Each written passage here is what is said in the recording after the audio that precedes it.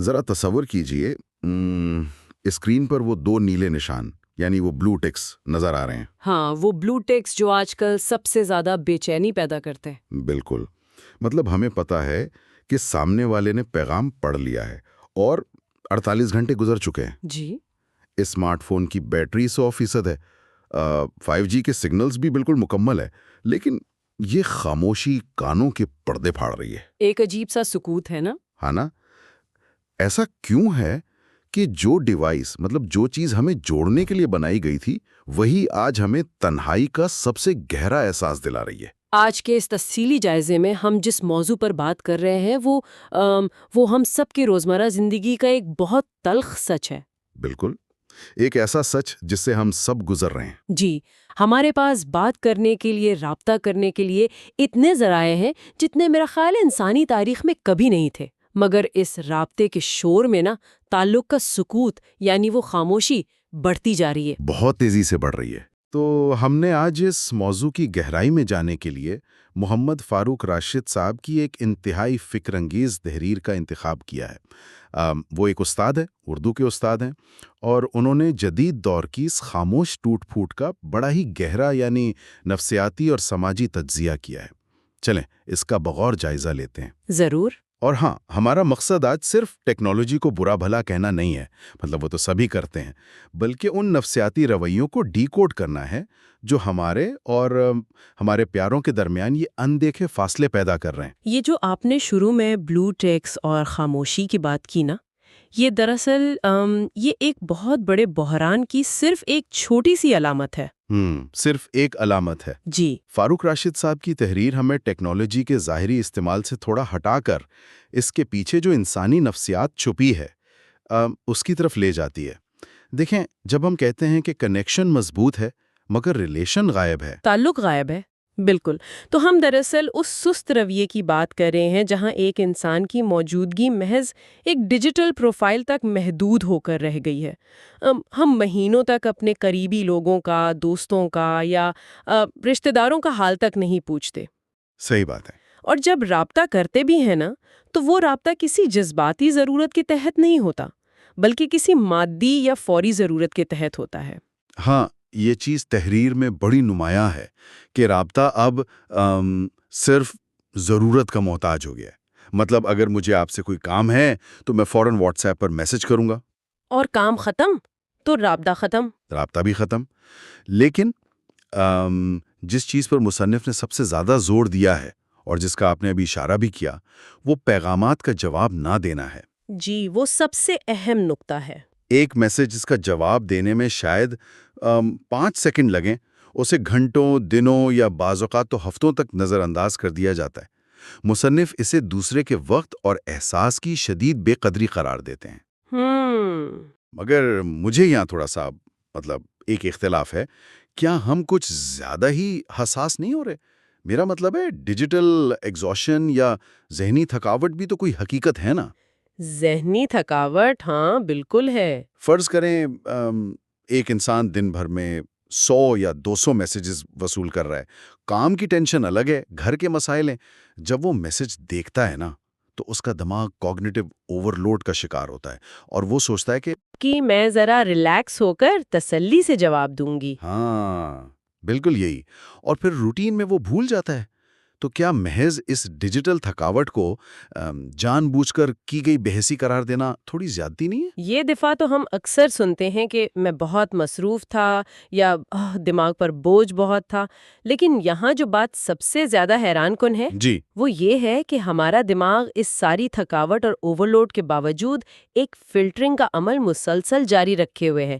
تحریر میں اسی فلٹر یا ترجیحات کی بات کی گئی ہے۔ اچھا، ترجیحات؟ جی، دیکھیں، اگر آپ کو واقعی ڈیجیٹل ایگزاسشن ہے اور آپ کا دماغ مزید کوئی پیغام پروسیس کر ہی نہیں سکتا، تو پھر یہ کیسے ممکن ہے کہ اسی تھکاوٹ کے دوران اگر آپ کے باس کا میسج آ جائے یا کسی ایسے کلائنٹ کا پیغام آئے جس سے کوئی بڑا مالی فائدہ ہونے والا ہے، تو آپ کا دماغ فوراً الرٹ ہو جاتا ہے؟ ارے واہ، یہ تو ہے نا؟ ہاں، آپ اس پیغام کو 2 دن تک سین کر کے تو نہیں چھوڑتے۔ بالکل نہیں۔ باس کے میسج پر تو ہم 2 سیکنڈ میں رپلائی کرتے ہیں۔ تو پھر تھکاوٹ کہاں گئی؟ یعنی آپ کا مطلب ہے کہ ہمارا دماغ شعوری یا لاشعوری طور پر ایک ٹریاج کر رہا ہوتا ہے، ایگزیکٹلی جہاں وہ مسلسل فیصلہ کر رہا ہے کہ کون کتنا اہم ہے۔ آئین اسی طرح مصنف کا استدلال یہی ہے کہ یہ وقت کا مسئلہ نہیں ہے، یہ اہمیت اور ترجیح کا مسئلہ ہے۔ ترجیح کا جب ہم کسی عام دوست یا رشتہ دار کا حال چال والا پیغام یوں ہی نظر انداز کرتے ہیں تو ہم دراصل یہ کہہ رہے ہوتے ہیں کہ اس وقت تم میری ترجیحات کی فہرست میں اتنے نیچے ہو کہ تمہارے لیے 5 سیکنڈ نکالنا بھی میرے لیے گھاٹے کا سودا ہے۔ افو، یہ بہت سخت بات ہے اگر اس طرح سوچا جائے۔ سخت ہے لیکن سچ ہے۔ ایک غیر جواب شدہ پیغام محض ایک تاخیر نہیں ہے، یہ ایک خاموش پیغام ہے جس میں صاف درج ہے کہ تم اہم نہیں ہو۔ تم اہم نہیں ہو۔ اور تحریر ایک اور بڑی غلط فہمی کو بھی توڑتی ہے، وہ یہ کہ ہم لوگ اکثر سمجھتے ہیں کہ اگر ہماری کسی سے لڑائی نہیں ہوئی نا تو تعلق بالکل ٹھیک ہے۔ ہاں، ہم کہتے ہیں نا کوئی ناراضگی تھوڑی ہے، بس بات نہیں ہوتی۔ بالکل۔ حالانکہ رابطہ ختم کر دینا، خاموشی اختیار کر لینا بھی دراصل قطع تعلقی کی ہی ایک شکل ہے۔ اسلام کے اصولوں میں بھی، جن کا بڑا گہرا حوالہ دیا گیا ہے اس تحریر میں، صرف برا نہ چاہنا کافی نہیں ہوتا بلکہ تعلق کو فعال طریقے سے نبھانا شرط ہے۔ فعال طریقے سے؟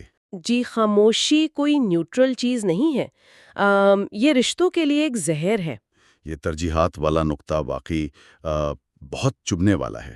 اور اگر ہم اسی سوچ کو تھوڑا اور آگے بڑھائیں نا تو یہ خاموش ترجیحات صرف ہمارے فونز تک تو محدود نہیں رہتی۔ بالکل نہیں۔ جب ہم اپنے وقت کو ایک کرنسی، مطلب ایک سرمایہ کے طور پر دیکھنے لگتے ہیں تو یہ رویہ ہماری حقیقی جیتی جاگتی زندگی کے رشتوں میں بھی تو زہر گھولنے لگتا ہے۔ جی، عملی زندگی میں اس کے اثرات بہت گہرے ہیں۔ تحریر کے اگلے حصے میں ان سنگین غلطیوں کا ذکر ہے جب ہمارا واقعی کسی سے یعنی فزیکلی آمنا سامنا ہوتا ہے، کسی کے دکھ درد میں مکمل خاموشی، یا کسی کی خوشی میں ایک بہت ہی رسمی سی شرکت۔ یہ سب دیکھ کر ایسا لگتا ہے کہ ہم نے رشتوں کو ایک کاروباری لین دین، مطلب ایک ٹرانزیکشن بنا دیا ہے۔ اور یہی وہ مقام ہے جہاں بے حسی پوری طرح اپنے پنجے گاڑ لیتی ہے۔ جب آپ رشتے کا باقاعدہ آڈٹ کرنے لگیں، جب آپ کے ذہن میں یہ چل رہا ہو کہ اس رشتے میں وقت اور جذبات کی انویسٹمنٹ کا مجھے کیا ریٹرن ملے گا۔ ارے باپ رے، رشتوں کا ریٹرن آن انویسٹمنٹ! بالکل۔ تو پھر آپ انسانوں کو انسان نہیں بلکہ اثاثے اور واجبات سمجھنے لگتے ہیں۔ تحریر میں خاص طور پر ایک ہی گھر میں رہنے والے بہن بھائیوں کا ذکر کیا گیا ہے۔ جی، وہ حصہ بہت تکلیف دہ تھا۔ بچپن کے وہ رشتے جو خون کے رشتے ہیں، وہ بڑے ہو کر محض چھوٹی چھوٹی باتوں اور انا کی وجہ سے ایسے اجنبی بن جاتے ہیں جیسے کوئی دو متقابل کمپنیاں ہوں۔ یہاں ایک انتہائی دلچسپ بات سامنے آتی ہے۔ ہماری موجودہ کمیونیکیشن، یہ جو بات چیت کا طریقہ ہے، یہ بالکل روح کے لیے فاسٹ فوڈ کی طرح بن چکی ہے۔ Fast food? وہ کیسے؟ دیکھیں، سوشل میڈیا پر ایک لائک مل گیا یا ایک کمنٹ آ گیا تو ہمیں وقتی طور پر ڈوپامین کا ایک ہٹ ملتا ہے۔ ہاں، خوشی ہوتی ہے وقتی سی۔ بالکل اسی طرح جیسے فاسٹ فوڈ وقتی بھوک مٹاتا ہے نا، لیکن اس میں کوئی جذباتی غذائیت نہیں ہوتی، کوئی وائٹامنز نہیں ہوتے روح کے لیے۔ بہت زبردست تشبیہ دی ہے آپ نے۔ اور جب حقیقی زندگی میں بہن بھائیوں کے درمیان کوئی مسئلہ ہوتا ہے، کوئی انا کا ٹکراؤ ہوتا ہے، تو چونکہ ہم نے سالوں سے اس ڈیجیٹل فاسٹ فوڈ پر گزارا کیا ہوتا ہے، ہمارے اندر اتنی جذباتی طاقت ہی نہیں ہوتی کہ ہم انا کو مار کر خود آگے بڑھیں، فون اٹھائیں اور بات کو سلجھا لیں۔ ہم بس اسی حساب کتاب میں لگ جاتے ہیں کہ پہل میں کیوں کروں، فائدہ کیا ہے۔ یہ فاسٹ فوڈ والی بات نا صورتحال کی بالکل درست عکاسی کرتی ہے۔ دیکھیں، کمیونیکیشن صرف بولنے کا نام تو نہیں ہے۔ بالکل نہیں۔ یہ صرف معلومات کے ادھر ادھر تبادلے کا نام بھی نہیں ہے۔ یہ دراصل سمجھنے، محسوس کرنے اور دوسرے کے نقطہ نظر کو اپنے اندر اتارنے کا فن ہے۔ محسوس کرنے کا فن ہے۔ اور جب ہم ہر رشتے کو ترازو میں تولنے لگیں گے نا کہ اس سے مجھے مادی فائدہ کیا ہوگا یا میری انا کی کتنی تسکین ہوگی، تو وہ جو فن ہے وہ مر جائے گا۔ اور جب رشتے تجارت بن جائیں تو پھر اصول بڑا سیدھا سا ہے، جہاں منافع ختم وہاں پارٹنرشپ ٹوٹ جاتی ہے۔ پارٹنرشپ ختم، بالکل۔ اور یہی آج کل ہمارے گھروں میں، ہمارے خاندانوں میں ہو رہا ہے۔ لوگ ایک چھت کے نیچے رہ کر بھی ہزاروں میل دور ہیں۔ یہ مادی فوائد اور انا کی جنگ جو ہے نا، یہ گھروں سے نکل کر اسکرینز پر کتنی بھیانک شکل اختیار کر رہی ہے۔ یہ تحریر کا ایک اور بڑا لرزہ خیز پہلو ہے۔ ہم نے جو یہ ٹرانزیکشنل ذہنیت بنا لی ہے، جب یہ سوشل میڈیا کے میدان میں اترتی ہے تو کیا ہوتا ہے؟ ایک طوفان آ جاتا ہے۔ بالکل، کی بورڈ واریئرز کی ایک پوری فوج نظر آتی ہے۔ لوگ اسکرین پر اس قدر بدزبانی، غصہ اور طنز کرتے ہیں کہ دیکھ کر حیرت ہوتی ہے۔ سوال یہ ہے کہ جو انسان عام زندگی میں، مطلب اپنے دفتر میں یا گھر میں شاید اتنا تلخ نہ ہو، وہ ڈیجیٹل دنیا میں آ کر اتنا شفاف کیسے ہو جاتا ہے؟ اس کی بڑی وجہ ہے، نفسیات میں اس رجحان کی ایک بڑی واضح وجہ بتائی جاتی ہے۔ جب آپ کسی کے سامنے کھڑے ہو کر کوئی تلخ بات کہتے ہیں نا، تو آپ کو فوراً اس کے چہرے پر تکلیف کے تاثرات نظر آتے ہیں۔ ہاں، آنکھوں میں دکھ نظر آتا ہے۔ بالکل، وہ تاثرات آپ کے اندر کے انسان کو، آپ کی ہمدردی کو جھنجھوڑتے ہیں، آپ کو مزید برا کہنے سے روکتے ہیں۔ لیکن اسکرین ایک فلٹر بن جاتی ہے، وہ اس تکلیف کو آپ تک پہنچنے ہی نہیں دیتی۔ یعنی وہ ایک ڈھال بن جاتی ہے۔ جی، ایک ڈھال۔ جب آپ کو اپنی تلخی کا فوری رد عمل یعنی دوسرے کا دکھ نظر نہیں آتا، تو بدتمیزی اور بد اخلاقی کرنا بہت آسان ہو جاتا ہے۔ لوگ یہ بھول جاتے ہیں کہ دوسری طرف اسکرین کے پیچھے بھی گوشت پوست کا انسان بیٹھا ہے، کوئی روبوٹ نہیں ہے۔ اور میرے خیال میں لوگ یہ بھی بھول جاتے ہیں کہ یہ جو ڈیجیٹل بد اخلاقی ہے، یہ ہوا میں غائب نہیں ہو رہی، یہ سب کلاؤڈ پر، سرورز پر محفوظ ہو رہا ہے، ہمیشہ کے لیے۔ ہمیشہ کے لیے۔ لیکن مصنف نے اس ساری بیرونی خرابی کی جو اندرونی وجہ بیان کی ہے، وہ بہت گہری ہے۔ انہوں نے کہا ہے کہ اس بدزبانی، اس احسان فراموشی اور ان تمام منفی رویوں کی اصل جڑ دل کا خشک ہو جانا ہے۔ دل کا خشک ہو جانا۔ یہ وہ مرحلہ ہے جہاں تحریر کی نفسیاتی اور روحانی تہیں آپس میں بالکل مل جاتی ہیں۔ دل کا خشک ہونا، یہ صرف ایک محاورہ نہیں لگ رہا یہاں ایک اہم سوال پیدا ہوتا ہے کہ یہ دل خشک ہوتا کیسے ہے؟ جی، کیسے ہوتا ہے؟ دیکھیں، جب آپ مسلسل رشتوں کو فائدے کے لیے استعمال کرتے ہیں، جب آپ ہر وقت دوسروں کو نیچا دکھانے کی دوڑ میں رہتے ہیں اور شکر گزاری کو اپنی زندگی سے بالکل نکال دیتے ہیں، تو آپ کے اندر سے احساس کی جو نمی ہے نا، وہ ختم ہو جاتی ہے۔ احساس کی نمی ختم ہو جاتی ہے۔ واہ! اور یہ صرف ایک نفسیاتی کیفیت نہیں ہے، مصنف نے اسے بڑی خوبصورتی سے مذہبی اور روحانی اصولوں کے ساتھ جوڑا ہے۔ انہوں نے قرآن و حدیث کے حوالے دیے ہیں کہ قطع تعلقی یعنی رشتے توڑنے اور بے حسی کی سزائیں کیا ہیں۔ جی، تحریر میں اس کا بڑا تفصیلی ذکر ہے۔ ان میں رزق اور زندگی سے برکت کا اٹھ جانا، دلوں کا مزید سخت ہو جانا اور اللہ کی ناراضگی شامل ہے۔ اگر ہم ان روحانی باتوں کو آج کی ماڈرن سائیکالوجی کے تناظر میں دیکھیں تو یہ برکت کا اٹھ جانا کیا ہے؟ کیا ہے؟ یہ وہی تو ہے کہ آپ کے پاس ہر مادی چیز موجود ہے، مہنگی گاڑیاں ہیں، بڑے گھر ہیں، بہترین فونز ہیں، لیکن اندر ایک دائمی بے سکونی ہے، ایک مسلسل فرسٹریشن ہے جو پھر سوشل میڈیا پر اسی غصے کی صورت میں باہر نکلتی ہے۔ تو ہم ایک ایسے چکر میں پھنس گئے ہیں، مطلب ایک ایسے سائیکل میں جہاں ٹیکنالوجی ہمیں بے حس بنا رہی ہے، اور اس بے حسی کی وجہ سے ہمارے اندر جو ایک خلا اور تلخی پیدا ہو رہی ہے نا، ہم اسی ٹیکنالوجی کا استعمال کر کے وہ تلخی پوری دنیا میں پھیلا رہے ہیں۔ بالکل ایک وشس سائیکل بن گیا ہے۔ جی، مسئلہ یہ نہیں ہے کہ ہم آداب بھول گئے ہیں یا ہمیں کی بورڈ پہ ٹائپ کرنا نہیں آتا۔ مسئلہ یہ ہے کہ ہماری مشینری، یعنی ہمارا دل جو ہمدردی پیدا کرتا تھا، وہ خراب ہو گیا ہے۔ مشینری ہی خراب ہو گئی ہے، صحیح کہا۔ اب جب دل ہی خشک ہو چکا ہے تو محض ظاہری اخلاقیات کے کورسز کروا دینے سے تو کچھ نہیں ہوگا نا۔ سوال یہ ہے کہ ہم اس مقام تک پہنچے کیسے؟ یہ ٹریننگ کہاں سے شروع ہوئی؟ کیونکہ مصنف خود ایک استاد ہیں، انہوں نے تعلیم کے کردار پر جو بات کی ہے وہ اس بحث کو ایک بالکل نیا رخ دیتی ہے۔ یہ اس تحریر کا وہ حصہ ہے جو مسئلے کی جڑ پر براہ راست وار کرتا ہے۔ ہم ذرا اپنے تعلیمی نظام پر غور کریں۔ بچپن سے لے کر یونیورسٹی تک ہمیں کیا سکھایا جاتا ہے؟ ہمیں بولنا سکھایا جاتا ہے؟ جی، ہمیں پریزنٹیشن سکل سکھائی جاتی ہیں، ہمیں سکھایا جاتا ہے کہ مائک پر کیسے بولنا ہے، ڈیبیٹ کیسے جیتنی ہے، اپنا نقطۂ نظر دوسروں پر کیسے مسلط کرنا ہے۔ ہمیں خود کو بیچنا سکھایا جاتا ہے۔ مارکیٹنگ سکھائی جاتی ہے اپنی ذات کی۔ بالکل، لیکن ہمیں پوری تعلیمی زندگی میں کبھی یہ نہیں سکھایا جاتا کہ خاموش کیسے رہنا ہے، دوسرے کو غور سے کیسے سننا ہے اور کسی کے دکھ کو محسوس کیسے کرنا ہے۔ یہ بات سن کر تو سچ میں رونگٹے کھڑے ہو جاتے ہیں۔ کسی بھی اسکول یا کالج میں ایکٹیو لسننگ یعنی فعال سماعت پر کوئی گریڈ تو نہیں دیا جاتا نا؟ بالکل نہیں، ہم ایک ایسی پوری نسل تیار کر رہے ہیں جسے صرف براڈ کاسٹ کرنا آتا ہے، یعنی صرف اپنا پیغام نشر کرنا آتا ہے، ریسیو کرنا یعنی وصول کرنا نہیں آتا۔ جی، اور جب سب براڈ کاسٹ کریں گے تو سنے گا کون؟ وہی نا، جب ہر انسان کو صرف بولنا سکھایا جائے گا اور سننے والا کوئی نہیں ہوگا تو پھر سوسائٹی میں وہی کچھ ہوگا جو ہم آج دیکھ رہے ہیں۔ ہر شخص اپنی انا کا مائکرو فون لے کر کھڑا ہے۔ بالکل صحیح منظر کشی کی آپ نے۔ مصنف نے اس کے حل بھی تجویز کیا ہے، ہاں، اور ان کا حل کسی نئی ٹیکنالوجی یا کسی پیچیدہ فلسفے پر مبنی نہیں ہے، بلکہ بہت ہی سادہ اور بنیادی انسانی قدروں پر ہے۔ وہ کہتے ہیں کہ کمیونیکیشن کو ایک اخلاقی فریضہ اور عبادت سمجھ کر کریں۔ اور اس عبادت سے ان کی مراد صرف نماز روزے تک محدود نہیں ہے، بلکہ روزمرہ کے معاملات میں دیانتداری اور حسن سلوک ہے۔ معاملات کی بات ہے جی، دیکھیں جب آپ کسی کے میسج کا بروقت اور تہذیب سے جواب دیتے ہیں نا، تو آپ صرف ماڈرن ایٹیکیٹ یا آداب پر عمل نہیں کر رہے، آپ دراصل اس شخص کی عزت نفس کا احترام کر رہے ہیں۔ واہ! احترام جو کہ ایک روحانی عمل ہے۔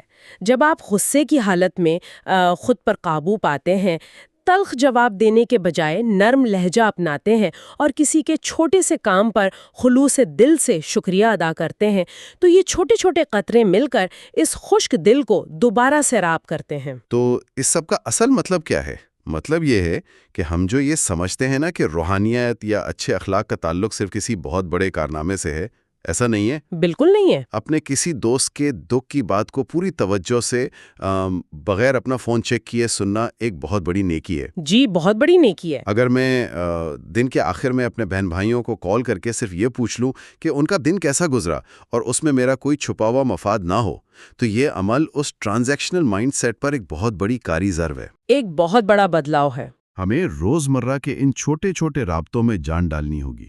اگر ہم اسے وسیع تر تناظر میں دیکھیں تو اصل جنگ ٹیکنالوجی کے خلاف نہیں ہے، بلکہ ٹیکنالوجی کے ہاتھوں اپنے انسان ہونے کو بچانے کی ہے۔ اپنے انسان ہونے کو بچانے کی بہت خوبصورت بات کہی۔ ہم سب بخوبی جانتے ہیں کہ ہم 24 گھنٹے ڈیٹا اور وائی فائی کے ذریعے پوری دنیا سے کنیکٹڈ یا منسلک ہیں، لیکن اصل سوال جو یہ تحریر ہمارے سامنے رکھتی ہے وہ یہ ہے کہ ہم کتنے متعلق ہیں۔ متعلق ہیں یعنی ہمارا تعلق کتنا گہرا ہے۔ جی، کیا ہمارا وجود، ہماری باتیں، ہمارے پیغامات کسی کی زندگی میں کوئی مثبت احساس پیدا کر رہے ہیں، یا ہم محض اس ڈیجیٹل سپیس میں ایک شور مچا رہے ہیں؟ اور مصنف نے اس پوری گفتگو کا جو نچوڑ نکالا ہے وہ ایک ایسا جملہ ہے جسے میرا خیال ہے ہمیں اپنے فونز کے وال پیپر پر لگا لینا چاہیے۔ وہ کون سا؟ وہ لکھتے ہیں، الفاظ سے رابطہ بنتا ہے مگر احساس سے تعلق بنتا ہے۔ واہ، بہت ہی گہری بات ہے۔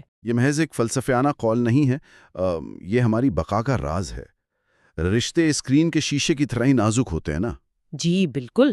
اگر ہم نے اپنے خشک دلوں کو نرم نہ کیا، رابطے کی نوعیت کو نہ بدلا، تو یاد رکھیں ہمارے سوشل میڈیا پر ہزاروں کی تعداد میں فالوورز تو ہوں گے، ہماری ہر پوسٹ پر سینکڑوں لائکس تو آئیں گے، لیکن جب رات کے اندھیرے میں ہم اپنے اندر جھانکیں گے نا، تو وہاں ایک ہولناک تنہائی کے سوا کچھ نہیں ہوگا۔ یہ ایک ایسی حقیقت ہے جس کا سامنا ہم سب کو کرنا ہے۔ دیکھیں، ہم دن میں نہ جانے کتنی بار اپنے فون کی بیٹری چیک کرتے ہیں، یہ دیکھتے ہیں کہ کہیں سگنل تو ڈراپ نہیں ہو گئے۔ بار بار دیکھتے ہیں۔ کاش ہم اتنی ہی باقاعدگی کے ساتھ اپنے قریبی رشتوں کی دھڑکن بھی چیک کریں۔ ہمیں یہ دیکھنا چاہیے کہ کہیں ہماری مسلسل بے توجہ کی وجہ سے ہمارا کوئی اپنا جذباتی طور پر گھٹ تو نہیں رہا۔ یہ ذمہ داری کسی اور کی نہیں ہے، ہماری اپنی ہے۔ بالکل ہماری اپنی ہے۔ اور آج کے اس تفصیلی جائزے کے اختتام پر سننے والوں کے لیے ہم ایک ایسا سوال چھوڑ کر جا رہے ہیں جو مصنف کی تمام تر فکر کو ایک نئے زاویے سے پیش کرتا ہے۔ جی، ذرا سوچنے کی بات ہے، آج جب ہم اس دنیا سے چلے جائیں گے تو پیچھے کیا چھوڑ کر جائیں گے؟ ہمارا سب سے بڑا نقش اب ہمارا ڈیجیٹل فٹ پرنٹ ہے۔ ہمارا ڈیجیٹل وجود۔ ہاں، وہ سالوں پر محیط واٹس ایپ چیٹس، وہ ای میلز کے انبار اور وہ سوشل میڈیا کے کامنٹس۔ جب کل کوئی ہمارے جانے کے بعد انہیں پڑھے گا تو کیا وہ الفاظ ہمارے رشتوں کی مضبوطی، ہماری بے لوث محبت اور ہماری اعلیٰ ظرفی کی گواہی دیں گے؟ یا پھر وہ تحریریں صرف ہماری مادی مصروفیت، ہماری کٹیلی تلخی اور اس ہولناک بے حسی کا ایک سرد ثبوت بن کر رہ جائیں گی؟ فیصلہ ہمارے ہاتھ میں ہے۔ آج کی جانے والی ایک سچی، وقت دے کر کی جانے والی، احساس سے بھری ہوئی گفتگو کتنے ہی خاموش اور سسکتے ہوئے رشتوں کو مرنے سے بچا سکتی ہے۔ بالکل۔ اس بارے میں ضرور غور کیجیے گا۔